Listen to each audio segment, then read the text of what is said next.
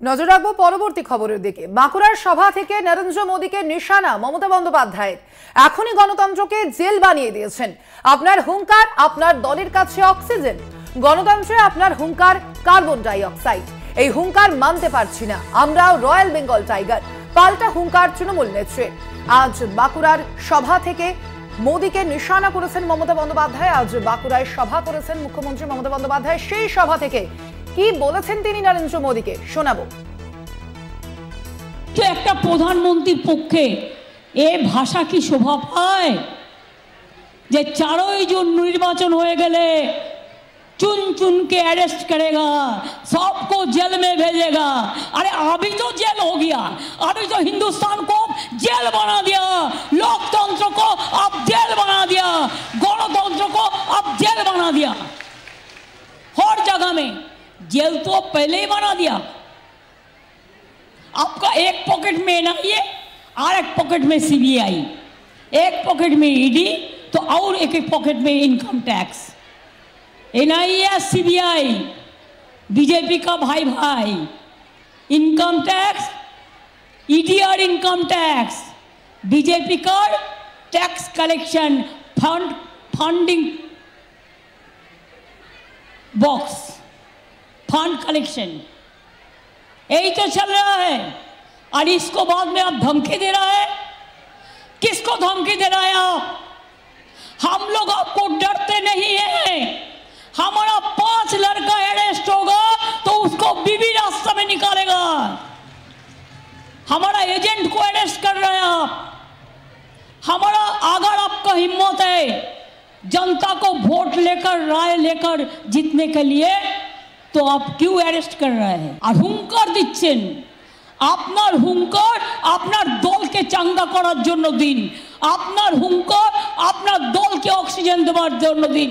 কিন্তু মনে রাখবেন গণতন্ত্রের জন্য ওটা কার্বন ডাই অক্সাইড, ওটা নাইট্রোজেন, ওটা ইলেকশনে কাজ করে না। ইলেকশনের পরে এখানে তো আমাদের সরকার থাকবে। আর আপনি সবাইকে জেলে পাঠাবেন কোথা থেকে? আপনি যে বলছেন সবাইকে জেলে পাঠাবো জুন মাসের পর, তো আমিও তো বলতে পারি সরকার তো আমাদের এখানেই থাকবে, তাহলে আপনাদের সবাইকেও আমরা জেলে পাঠাবো। কিন্তু আমি কি কথা কখনো বলেছি? এ বিষয়ে আমরা আরো বিস্তারিত জানবো। ফোন লাইনে রয়েছেন আমাদের প্রতিনিধি সৌরভ গঙ্গোপাধ্যায়। সৌরভ, আমরা শুনলাম মমতা বন্দ্যোপাধ্যায় আজ একাধিক বিষয়ে প্রধানমন্ত্রী নরেন্দ্র মোদীকে নিশানা করেছেন। ঠিক কোন কোন বিষয়ে আজ প্রধানমন্ত্রীকে কটাক্ষ ছুড়েছেন মমতা বন্দ্যোপাধ্যায়?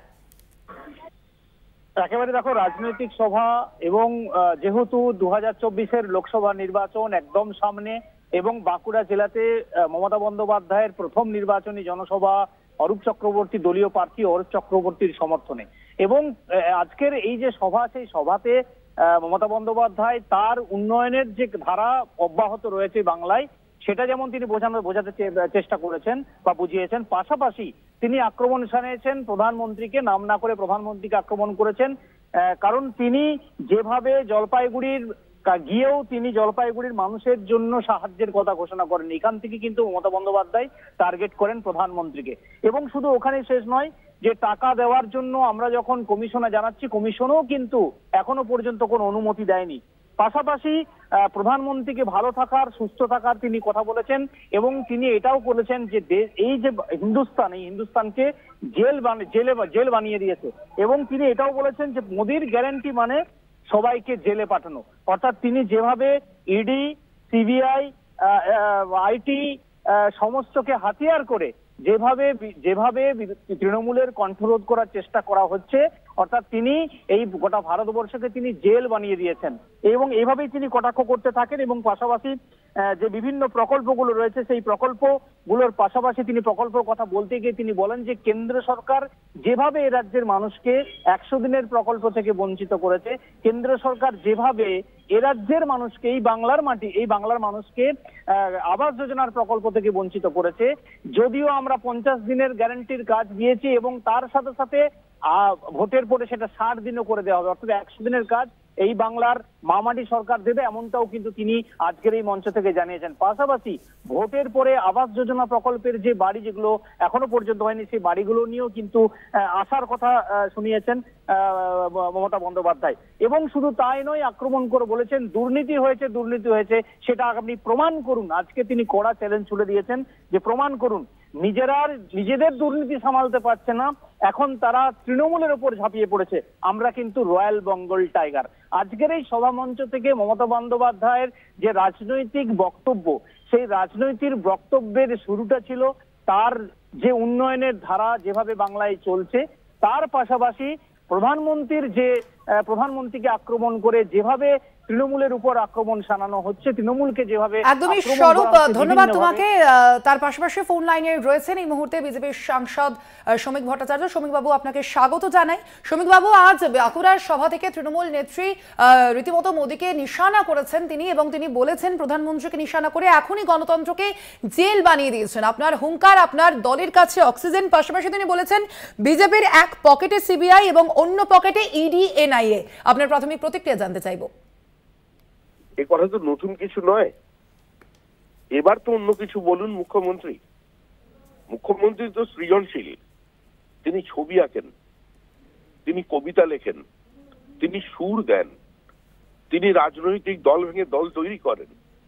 কিন্তু মুখ্যমন্ত্রী যে রাজনৈতিক দলে তার রাজনৈতিক জীবনকে শুরু করেছিলেন, যে রাজনৈতিক দলের হয়ে তিনি প্রথম কেন্দ্রের মন্ত্রিসভায় অংশগ্রহণ করেছিলেন, প্রথমবার সাংসদ হয়েছিলেন, এবং 1996 সাল পর্যন্ত যে দলের সঙ্গে তিনি সম্পৃক্ত ছিলেন, 97 সাল পর্যন্ত যে দলের সঙ্গে সম্পৃক্ত ছিলেন, সেই দলই ভারতবর্ষে জরুরি অবস্থা জারি করেছিল। তখন বহু প্রাক্তন কংগ্রেস ছেড়ে বেরিয়ে এসে অন্য রাজনৈতিক দল করে তার প্রতিবাদ করেছিলেন। সেদিন কিন্তু আদালতের নির্দেশে হয়নি। যারা এই রাস্তায় বেরিয়ে ইন্দিরা গান্ধীর সমালোচনা করতেন বা স্বৈরতন্ত্রের বিরোধিতা করতেন, মানুষ তাদের জেলে বন্দী করে দিত। যে বরুণ সেনগুপ্তের নামে তিনি আজকে স্টেশন করবার এখানে করে দিয়েছেন বা রেলে প্রস্তাব করেছিলেন, যার নামে স্টেশন তৈরি করেছেন মেট্রো রেলে, কংগ্রেস ভারতবর্ষের স্বৈরতন্ত্রের প্রতিষ্ঠা করেছে, আর সেই রাজনৈতিক দলের থেকেই তৃণমূল কংগ্রেসের জন্ম হয়েছে। সুতরাং এ ধরনের নীতি কথা আমার মনে হয় রাজনৈতিক ছাত্ররা বা কোনো রাজনৈতিক কর্মী গ্রহণ করবে না। মুখ্যমন্ত্রী ইডি সিবিআই এর কথা বলছেন, যা কিছু তদন্ত হচ্ছে তো আদালতের নির্দেশে। আদালতে কেন তারা স্বস্তি পাচ্ছেন না? মুখ্যমন্ত্রী বলছেন কেজরিওয়ালকে, হেমন্ত সোরেনকে গ্রেপ্তার করেছে, তার জন্য দিল্লিতে তো পদযাত্রা করছেন কে? পদযাত্রা করছেন ডেরেক ওব্রায়েন এবং সীতারাম ইয়েচুরি। তা সীতারাম ইয়েচুরি যদি ওখানে মানুষের মন চুরি করতে পারেন, তাদের সমর্থনে একবার পশ্চিমবঙ্গের মাটিতে এসে কেন সিপিএম, কংগ্রেস, তৃণমূল কংগ্রেস একযোগে, মানে অধীর চৌধুরী, মোহাম্মদ সেলিম আর মমতা বন্দ্যোপাধ্যায় পাহাড় থেকে সাগর পর্যন্ত পদযাত্রা করছেন না? আরে দেশকে বাঁচান। নরেন্দ্র মোদী তো দেশকে জেলখানা বানিয়েছেন, সেই জেল থেকে তোকে সবাই মুক্ত হন। সবাই মুক্ত হওয়ার জন্য তো সবাই এক জায়গায় আসার প্রয়োজন, জোটবদ্ধ হওয়ার প্রয়োজন, সেই দৃশ্যমানতা তো মানুষের সামনে নিয়ে আসার প্রয়োজন। সেটা করে দেখান, তারপরে সমস্ত নীতি কথা বলবেন। যা হচ্ছে আদালতের নির্দেশে হচ্ছে, দুর্নীতিগ্রস্তরা কেউ বাঁচতে পারবেন না। ধন্যবাদ আপনাকে শফিক বাবু আমাদের সঙ্গে কথা বলার জন্য।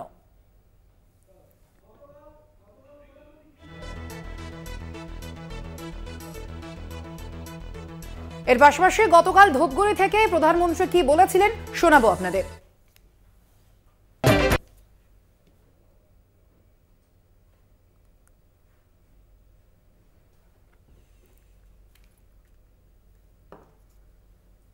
ये लोग चाहे जितनी साजिश कर लें, मैं आपको गारंटी देता हूं 4 जून के बाद भ्रष्टाचारियों के खिलाफ कार्रवाई और तेज होगी।